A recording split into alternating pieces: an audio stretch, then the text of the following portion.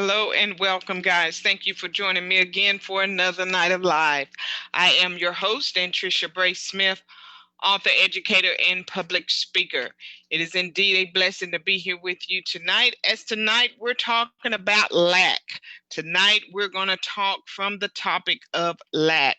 And I know that with you tonight, as tonight, many of us have experienced lack in our life, and we know what that looks like. So we want to give a voice to those of us that are still struggling, trying to understand or trying to figure out how do we handle lag when it shows up at our door. So as you guys are logging on, don't forget to like and share this video. Like and share this video.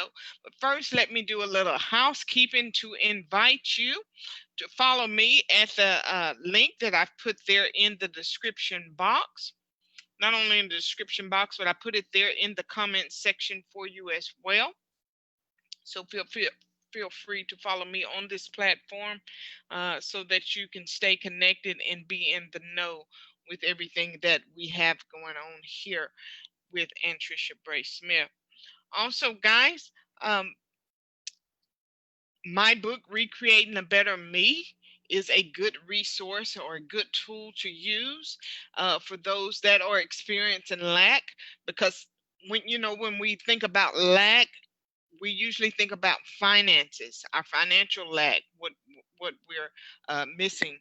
But lack can be in any area of our life. We can lack things spiritually. We could lack things emotionally. We can lack things in our relationships, on our jobs, in our businesses. So poverty strikes anywhere, and that's what you know lack is. It's a poverty state.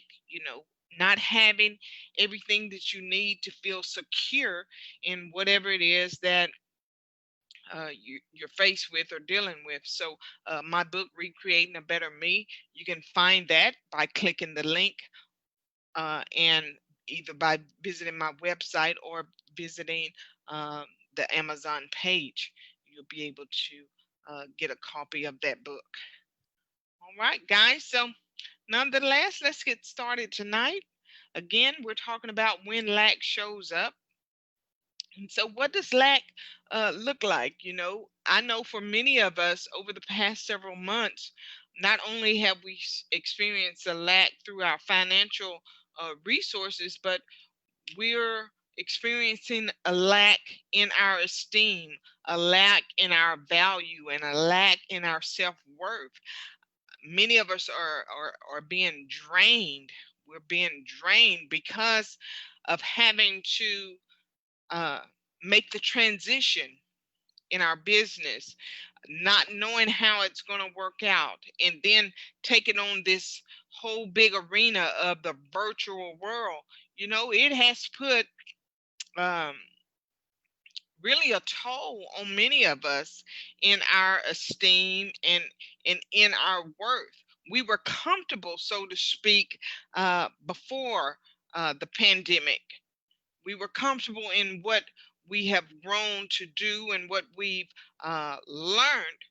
And now, as a result of having a transition to a new platform, a transition to new exposures, this the World Wide Web, and being visible and showing up and being in front of new people, it does cause us some lack as it relates to our values. And I wanted to kind of share an experience that I had on yesterday. Is I had an experience yesterday where some business professionals were reaching out, and they were marketing a product that they had, and they so happened to come across my profile and asked whether or not I would be interested in the product that they had, as they were targeting authors and speakers. One of the things that was said as a result of them reaching out and contacting me was, "Oh, I didn't have the followers quota. I didn't have the numbers behind people that were following me. And I was thinking, that could be a blow to someone who is working diligently, trying to build and trying to learn and trying to stay visible and stay present in what is already has been a trying time. So when I hear that, oh, you don't have the numbers, as if the numbers had anything to do with the value of the content that I uh, bring, or if the numbers had anything to do with the quality of the products or services that I have. You know, we have to understand that people have not only their standards, but they impose what they believe as their standards, or what they believe to be someone who is of high quality or high value through their own perception, and they impose that upon us. So for a business person that is just starting out, or just starting to learn a different platform, a new arena, that can be pretty pretty big blow to the esteem, or to the um, nature of the person on the receiving end. So, guys, one thing that I value most about being here is that I value that um, what I am bringing, what I do, um, the services that I have, and the products that I have, I know that they work. I know that they are changing people's lives. I know that what I'm doing um, is making a positive impact. So, with that, the numbers will come. We cannot get discouraged in the lack, in those times where it seems like we're getting no new prospects, or it seems like no one's buying, or it seems like every time we try, we're running up against obstacles and barriers. We can't get discouraged in that. Did you know that a seed that is planted in soil, and it's getting all the nourishment and nutrients that it needs from the soil and the sun and the water, it doesn't sprout up overnight? Sometimes it takes weeks before you begin to see results of the seed in which you planted. Sometimes it takes maybe a month. But we know that when that seed is planted, in due time, the the fruit of that seed which was planted is going to manifest. So what do we do when lack shows up? How can we get past um, suffering through those poverty moments by being silent? Well, one of the things that I realize is that when lack shows up, it's okay to ask for what you need. It's okay to ask for what you need. Yet we have to understand what it is that we really need. Sometimes we just need an encouragement word. Sometimes we need uh, uh, teaching. We need to learn about finances. We need to learn about how we can make our relationship better. We need to learn about how to overcome these emotional obstacles that we have within us. We need to learn about how not to take everything so personal. So lack can show up, and it does show up in everything. But when lack begins to get too comfortable, when we get too comfortable in that, and it looks like lack is not going anywhere, and that it wants to take up residence in our house, sometimes it's going to take a little more effort. It takes a little more effort at that point. So if I'm lacking financially, then I need to consider at that point how I'm spending my money. I'm needing to consider, is what I have enough, or should it be enough to supply the things that I need?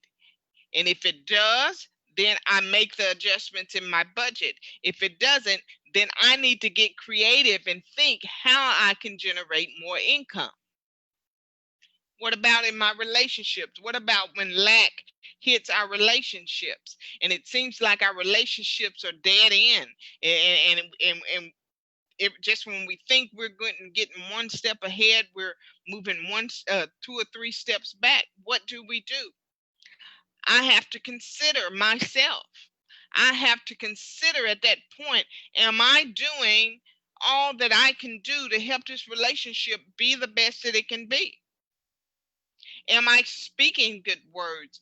Am I putting in 100%, 120% in the relationship? Am I adding value to the relationship? It's so many things that we must consider when we're in a position of lack, because we don't want lack to take up residence in our finances, in our businesses, in our relationships, in our households. We don't want to do that. So we hope that if you are in a place to where tonight you find that you are discouraged, you feel like you are unfulfilled, and you know that you are in a dry place, a place to where you're not thriving, a place that you don't feel emotionally secure, a place in where you feel like you're giving until you have nothing else to give. It is my hope to you that you would consider that lack